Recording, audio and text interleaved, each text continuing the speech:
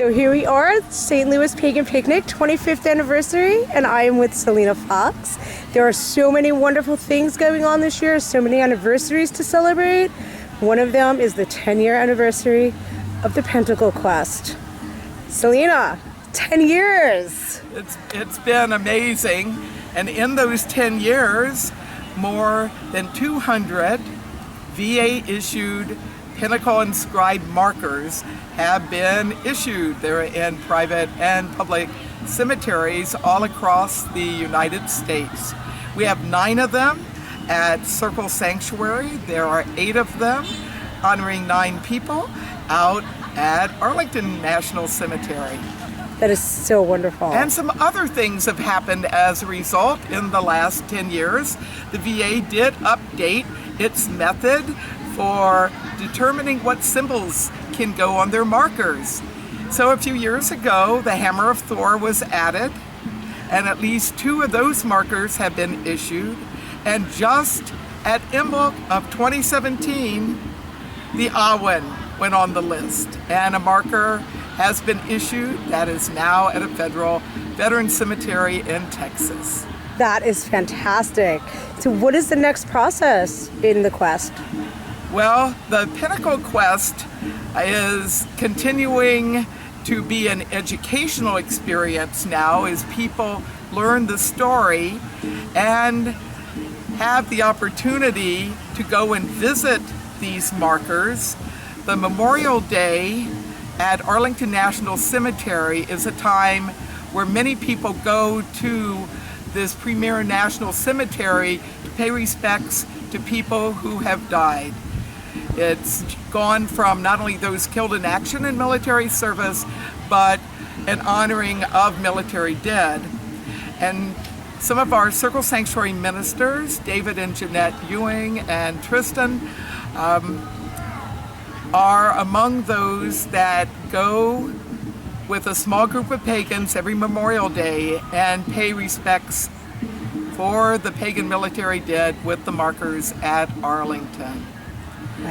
Some other people have been taking the Pentacle Quest as a story to really take a look at grassroots organizing, democracy in action.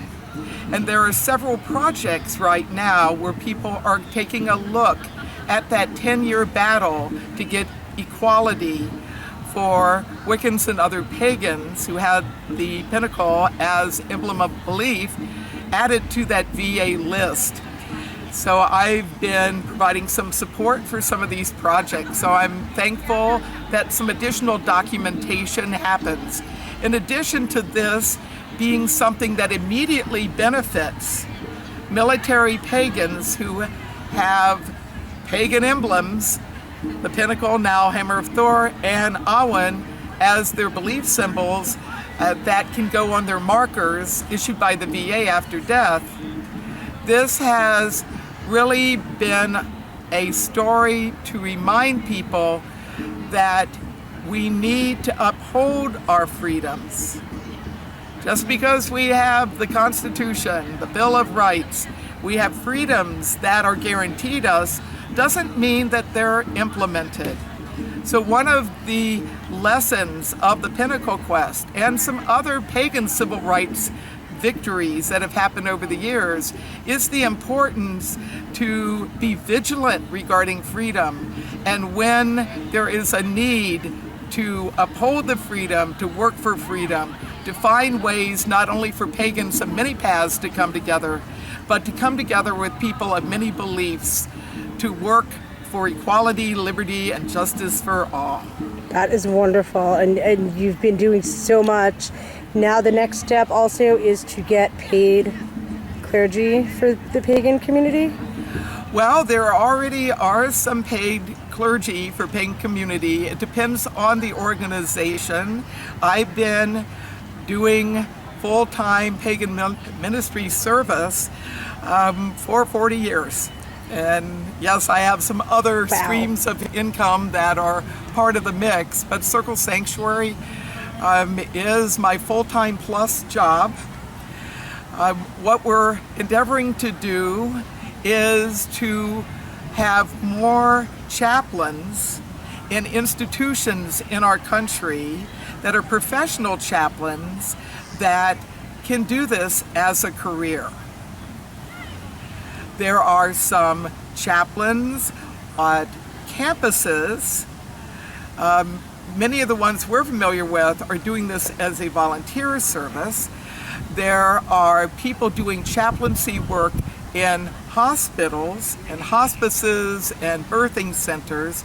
And clearly over the years, I've had opportunities to not only do direct service chaplaincy work in various institutions, but to train chaplains so that pagans have good religious accommodation whenever they are in a hospital or a hospice, if they're in the military, if they're on campus, if they're in a correctional facility or some other institution, that we have full equality as well as have support there. We have had a quest to have a pagan be a chaplain hired by the Department of Defense, what we call the Military Pagan Chaplain Quest. Been working on that since 1995. Wow. Came close to accomplishing that in 1999, but there were some people who got very upset that pagans were getting equal treatment at military installations. So something called Bar Wars, because then Congressman Barr from Georgia tried to pass federal legislation not once but twice that would have made it illegal for Wiccans at military installations to practice their religion while they were serving at a military installation. So the good news is that legislation did not pass, that people realized we need to have equality for all the people serving in the military, but it effectively stopped the momentum on our application to have the very first pagan chaplain endorsed by a pagan church go through the hoops. We made it through the Armed Forces Chaplains Board, their subcommittee, the whole board. It got vetted by all the attorneys working for Department of Defense, but then Secretary of Department of Defense Rumsfeld did not sign off on it. So since that time, we've been in a limbo. And we're not the only organization that's working on this quest. We're collaborating with others as well. But it is my hope that we will someday have a Department of Defense military chaplain that's endorsed by a pagan church. And we are going to continue to work on that quest. Awesome. So what else does Circle Sanctuary have going on? We are doing quite a bit of work with nature preservation. We have a 200-acre nature preserve. It's a sacred nature preserve. We do the science, but we also do rituals. And we're located in southwestern Wisconsin, about 35 miles west of the center of Madison, Wisconsin. So we have been doing ecological restoration projects. We have work with restoring our prairies and our wetlands, and we have a variety of songbirds, some of which really need some support with habitat that we've been doing work with. In addition to ecological restoration and nature preservation, we're doing some sustainable agriculture. In particular, we have begun Blessed Bees Apiary. So we have 2 hives of bees, and this got started at Earth Day 2017, and we're looking forward to having this as one of our programs as well. As many people know, honeybees are endangered in many parts of the world. There has been massive die-off. And it's really important that more beekeeping happens and that Bees really make possible agriculture. They are needed as part of the cycle of plants, and we need to have honeybees all around the world. So in our small way, we are doing our part to help bring about more bees. And of course, we're going to name our apiary Blessed Bees. Yeah, so we have all sorts of bees that really deserve to prosper and grow. And while our focus right now is on honeybees, we recognize that in addition to doing songbird conservation, it's important to have support for green space so that great web of life of which we're all part can continue to flourish. One of the real challenges that's happened over the years has been the use of pesticides and other chemicals that have torn rips into the great web of life that is the community of life here on planet Earth. And one of the things that is important to do is become more conscious of how food is being produced, how land is being treated, and to support organic and sustainable agriculture. So 25 years here at the picnic. I am so glad to be here. I've heard of the Pagan Picnic for years. I've networked support for the Pagan Picnic, but this is my very first time here at the St. Louis Pagan Picnic. I'm having a wonderful time. I'm meeting wonderful people I have not seen in years, making new friends. I'm very thankful for the organizers that have come together, all the volunteers. I'm thankful for all the people that have come here to support it this year. We've had a wonderful array of workshops and music and ceremonies and vending and networking that happens here every year. So yesterday during Open Ritual, you were talking about the community and how this started in the backyard. It is so fabulous. Just like to look down and see everybody from all over the country. It is, and in talking with LB, who had that very first picnic, and talking with River and Joyce Higginbotham that have done a lot of work with the picnic over the years, and many of the other people that have been involved in the past and that are presently involved. It's just been wonderful how this event has grown. There's vendors here from many parts of the country. There's speakers here from many different pagan traditions. The rituals have brought together that pagan diversity in wonderful ways. It has. I did the pagan military honoring ceremony this afternoon, and it was wonderful. It was beautiful to see so many pagans who are veterans and those on active duty all come out for the ceremony. We have something called the Pagan Military Service Ribbon that Circle Sanctuary developed in 2011 and have been presenting to pagans who have served and are serving in the U.S. Armed Forces, and there's a few allied forces. Yes, indeed, Ray Buckland served in England, and he has a pagan military service. That's fantastic. Yeah, so mostly U.S., but there have been some people from allied forces that also have been part of our ceremonies, and it's really wonderful not only to have that individual recognition one-on-one with the people, but to have community support for the service. Is it the same overseas with the pagan community as far as not being able to have a pentagram or the Arwen or the Thor's hammer on your tombstone? It really depends on where in the world one is. Pagan rites has made great advances in the United States of America, but it has longer ways to go in some parts of the world. In some places, it is not safe to be out as a pagan. There are places in the U.S. where it's not safe to be out as a pagan due to fear and ignorance and bigotry and hatred.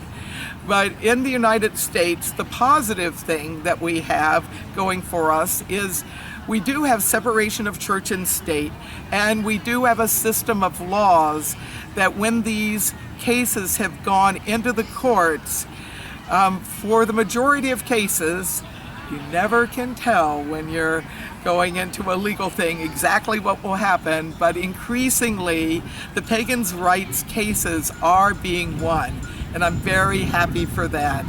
And I'm very happy that increasingly the pagan paths are being recognized in some other parts of the world, and including being able to do weddings. That's fantastic. In Ireland, in Scotland, in England, in Wales. So I'm just very thankful for the reports we've been getting from people overseas that's fantastic. That some breakthroughs are coming through. In Iceland, a pagan temple is being built. Yes. And people in Greece, pagans in Greece, are finding ways to have the pagan Greek religion. I'll say that those who really enjoy classical pagan studies from the ancients, Greeks and Romans, well, if you want to see the Parthenon as it is supposedly was back in the day, go to Nashville, Tennessee. There is a reproduction, full size, of the Parthenon, complete with Athena and her splendor and Nike on her hand. I was there last year and got a tour. It was really fabulous. I was in Nashville in connection with my trip to Pagan Unity Festival last year. I returned to Pagan Unity Festival this year, another anniversary, celebrating 20 years of Pagan Unity Festival. And lots of anniversaries are happening. Pagan groups are now around long enough to be able to have anniversary celebrations. That's beautiful. The Fort Hood Open Circle is in Texas, and this autumn equinox celebrating 20 years. Wow, longest running congratulations. pagan military circle in the nation. So I'm going to be part of that, and really looking forward to going there. That is fantastic. So if anybody wants to make a donation to the conservation, to the Pentacle program, how do they do that? So you can go to www.circlesanctuary.org, and you can make a general donation. We're a 501c3 nonprofit religious organization. If you want to look at our financials, we have our annual reports for the last several years up online, so you can see where the money comes from, where it goes. And if you're in the U.S., they tax-exempt donations. So you can go to our website, you can use credit card, you can send us a check in the mail, cash. You can support some of our projects and some of our programs. Lady Liberty League is our pagan civil rights branch. We do nature preservation. We have a national pagan cemetery. We have a membership program, and that's another way people can support Circle Sanctuary, is to sign up at one of our membership levels. And we have a quarterly newsletter serving our members. And we do weekly podcasting on the Pagans Tonight radio network. On Tuesday night is Circle Radio Night on Pagans Tonight radio network. I start out with my weekly podcast called Nature Folk. It's followed by Circle Talk that David and Jeanette Ewing and Deborah Rose do. So many ways to connect with us. I also invite you to learn more at our website. We have articles about paganism, we have information about the different things we do, and connect with us on social media.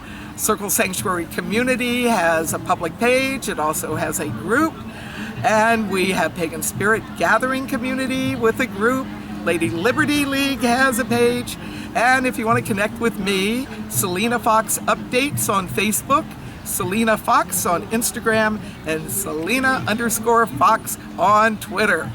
So I'm very thankful to be on Magick TV and get to celebrate this history of Pagan Picnic turning 25 and the Pentacle Quest success turning 10, and very thankful that there are so many people now that are being open about their paganism and coming together and celebrating nature, the sacred as one and many, and finding ways to work together for a healthier planet and more equality, liberty, and justice for all. Blessed be. Blessed be. I hope that you've enjoyed our coverage of the 25th Annual St. Louis Pagan Picnic. We certainly enjoyed the event, and I strongly recommend that if you want to go to a pagan festival and you have never been before, the St. Louis Pagan Picnic is a wonderful place to start, and I think that you'll find that if you go once, you'll go many times. And until next time, may you blessed be.